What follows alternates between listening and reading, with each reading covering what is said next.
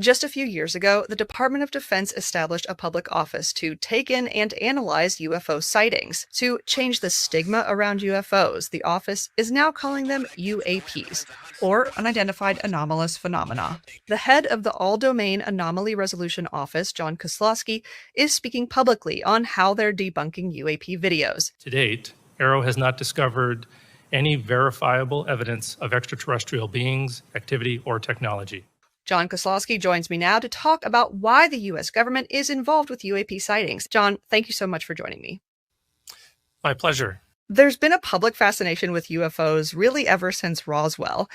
You're a man of science and have shown how the scientific method can explain some UAP sightings. What about the ones that haven't been explained? In our holdings, for example, we have a little over 1,800 cases. Only about 2% of those have sufficient scientific evidence that we can conduct a thorough investigation, and after that investigation still remain anomalous. We have about 57% of our cases don't have sufficient evidence to conduct that kind of scientific inquiry. So there's an awful lot of the observations that just don't have the fidelity of information that's needed to answer those questions. You've said before that satellites can actually be mistaken for UAPs. How does that happen? And is it happening more often these days? It is happening more often. So there's a phenomenon called satellite flaring. The satellite will appear to be a star that's moving much faster than we would naturally expect a star or a planet to be moving. So that looks pretty anomalous. But what has become more common recently are the satellite trains from some of these mega constellations, where dozens of satellites are launched all at once. And liftoff.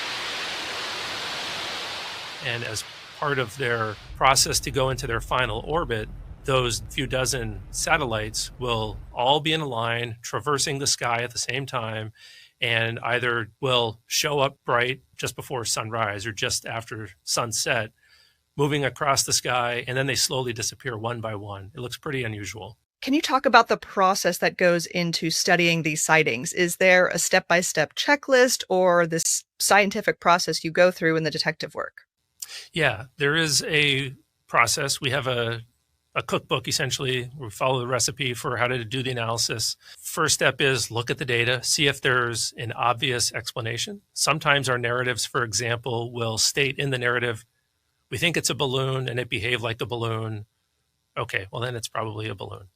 But most times it's not that simple. So then we will look for enriching data, and we have a checklist of several dozen places where we'll go look for, say, FAA radar, imagery from other cameras that might have been in the environment, just any data source that could enrich the narrative or the video that is provided from that event. How do you make sure that the data you're getting is high enough quality to actually evaluate? Well, this is one of the struggles that not just our office, but I think UAP investigators in general have, is rarely are we the ones collecting the data. So although AARO does have a few scientific test beds where we are collecting some radar and imagery, the vast majority of our data is coming in from partners, and we are limited by the capabilities of their sensors. Add on top of that, those partners have jobs that they're trying to conduct at the time that they're observing those UAP.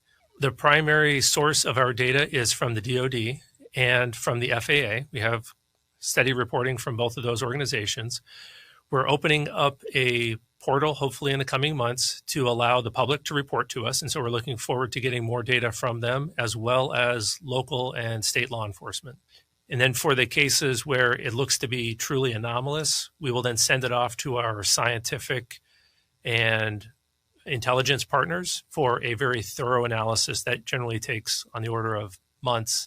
And sometimes we don't even close those cases. We have to sort of keep them on the shelf, always looking for additional data to enrich them because the phenomenon are so perplexing. Some of our other cases, our partners have to invent new methodologies for conducting the analysis because of the way they have to account for certain weather phenomenon.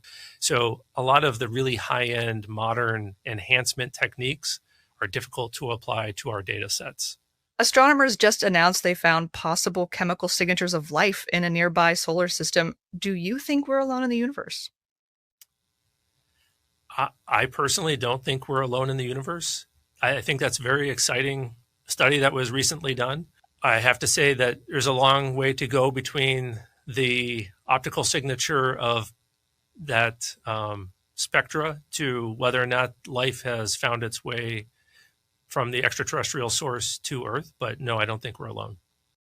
Jon Kosloski, head of the All Domain Anomaly Resolution Office, thank you so much for speaking with us.